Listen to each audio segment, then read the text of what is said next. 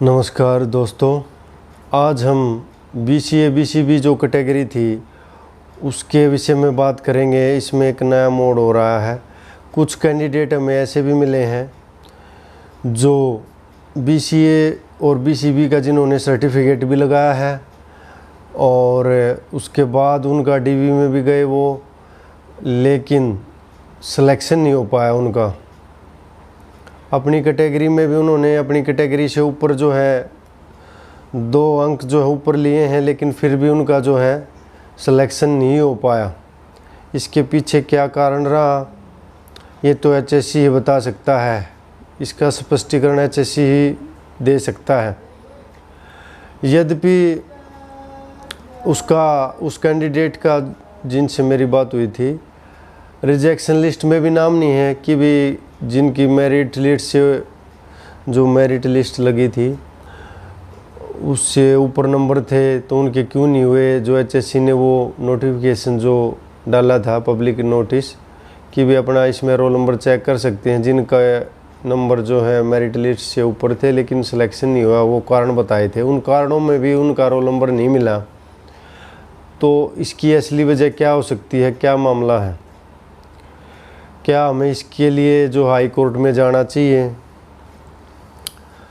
जहाँ तक बहुत से ऐसे कैंडिडेट हैं, अब इसमें बात कर लेते BCA BCB जो कैटेगरी के हैं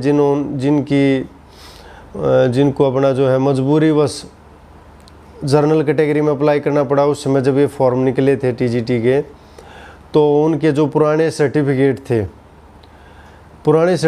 होने के बाद जो है वो अप्लाई नहीं कर पाए पोर्टल पे, और उनको मजबूरीवश जो है जर्नल कैटेगरी में अप्लाई करना पड़ा, जिनकी वजह से उनका जो मौका है BCA कैटेगरी का वो रह गया और वो जर्नल कैटेगरी में भी नहीं उनका सिलेक्शन हो पाया और ना ही अपनी कैटेगरी में हो पाया। वो वैसे ही रह गए सिलेक्शन के बगैर।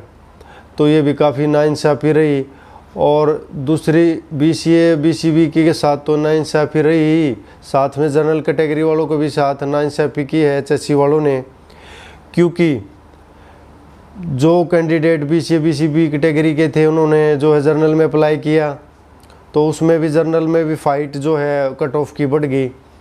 नहीं तो 100 ऐसा अनुमान है, 100 से 150 ऐसे कैंडिडेट हैं BCA BCB कैटेगरी के जिन्होंने जर्नल में जो है अप्लाई किया है मजबूरीवश, और उनका सिलेक्शन नहीं हो पाया अपनी कैटेगरी में भी ना ही जर्नल में।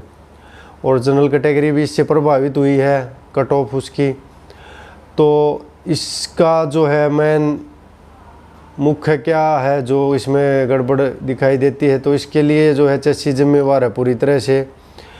उनको अब दोबारा जो है इसका रिवाइज रिजल्ट डालना चाहिए। अलग अलग कैटेगरी के इन्होंने लिंक देना चाहिए था अपडेट करने के लिए कि भी जिनके पुराने जो सर्टिफिकेट हैं वो अपने जो है अपडेट कर लें। अपडेशन का जो है इन्होंने लिंक देना चाहिए था रिजल्ट आउट करने से पहले, क्योंकि ऐसे बहुत से कैंडिडेट हैं, जैसे कि मैंने बताया 100 से 150 कैंडिडेट अनुमान है ऐसा BCA BCB कैटेगरी के हैं जिन्होंने जर्नल कैटेगरी में जो है अप्लाई किया है और वो वंचित रह गए अपनी कैटेगरी में जो है अप्लाई करने से। तो HSC को जो है रिवाइज करना चाहिए था और जो है उनको सभी कैंडिडेट को लिंक देना चाहिए था। जैसे ग्रुप C और D में अभी पीछे जो है रिजल्ट डालने से पहले इन्होंने अपडेट का जो है लिंक दिया था कि भी अपनी कैटेगरी कोई रिवाइज करना चाहे तो रिवाइज कर सकता है। ग्रुप D में अगर वो दे सकते हैं तो इसमें क्यों नहीं दिया जाना चाहिए था? इसमें भी दिया जाना चाहिए था। इसमें भी अपनी कैटेगरी जो वंचित रह गए थे उस समय फॉर्म भरते समय उनका पोर्टल जो बिजी था या कोई भी कारण रहा था, वो अपना नया जो है सर्टिफिकेट नहीं बनवा पाए थे, तो बीच में उन्होंने देना चाहिए था लिंक, ताकि वो अपनी कैटेगरी जो है चेंज कर सकें और अपडेट कर सकें उसको। लेकिन इसमें इन्होंने नहीं दिया और ग्रुप D में इन्होंने दे दिया पीछे जो रिजल्ट डाला था। तो ये दोहरे मापदंड क्यों अपना रहा है HSC? और ऑब्जेक्शन की लगाने के बाद भी ऑब्जेक्शन क्यों नहीं उनका रिवाइज रिजल्ट दिया? रिवाइज की डालनी चाहिए थी, रिवाइज की भी नहीं डाली रिवाइज जो ऑब्जेक्शन लगाने के बाद। और इसके अलावा जो स्कोर कार्ड है वो भी जारी नहीं किया गया अभी तक, और अपॉइंटमेंट दी जा रही है टीजीटी में भी। किस आधार पर, कोई पूछने वाला हो इनसे, किस आधार पर ये जो है अपॉइंटमेंट देने जा रहे हैं उन कैंडिडेट को, टीजीटी वालों को?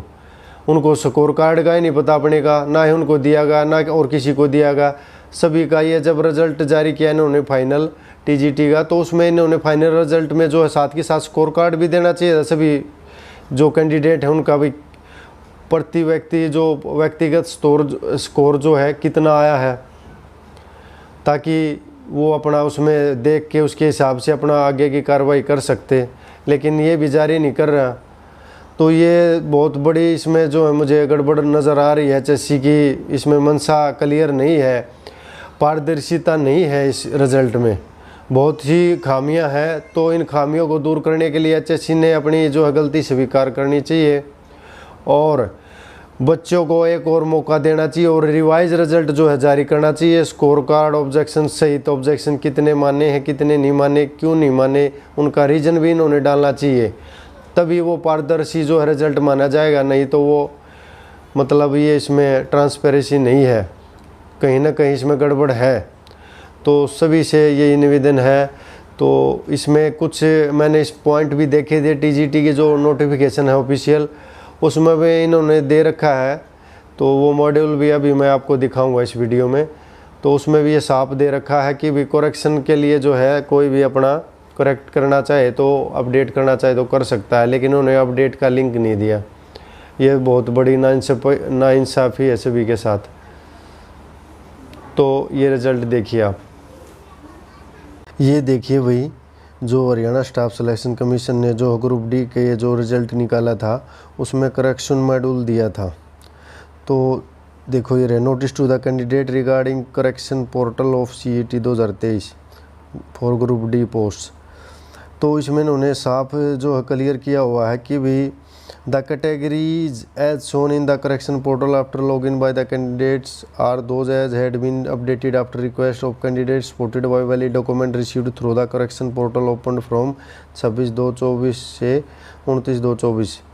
The candidate who still has any grievance related to their category may submit the same by visiting the above mention link. तो जिनको भी अपनी कैटेगरी से रिलेटेड कोई इशू है तो इसी लिंक के थ्रू जो है वो अपनी सबमिट करवा सकता है रिक्वेस्ट, और अपना जो वो सर्टिफिकेट है वो अपलोड कर सकता है। तो ये दे रखा है। तो टीजीटी में भी इन्होंने देना चाहिए था, ग्रुप डी में इन्होंने दे दिया। ये देखो आगे नीचे आपको दूसरा दिखाता हूँ। ये देखिए, If any documents are required to be renewed, reissue, candidate must submit the old and new documents both at the time of scrutiny of documents।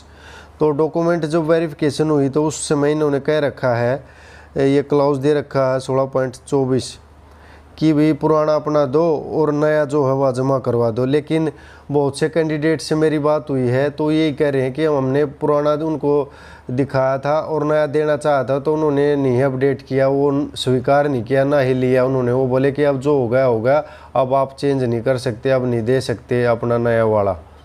तो ये तो उन्होंने पता था इस चीज़ का, तो उन्होंने अपडेट करेक्शन जो है पोर्टल खोलना चाहिए था टीजीटी वालों के लिए भी कैटेगरी चेंज करने के लिए। ये सरासर नाइंसाफ़ी है एचएससी की। इन्होंने रिवाइज रिजल्ट जो है जारी करना चाहिए, ये ग्रीवेंस लेके सभी की बीसीए, बीसीबी, जर्नल, ईडब्ल्यूएस जो भी है, और रिवाइज रिजल्ट जारी करना चाहिए। लेकिन मुझे लग नहीं रहा ये करेंगे, कोर्ट में केस के बाद ही ये संभव हो पाएगा। धन्यवाद।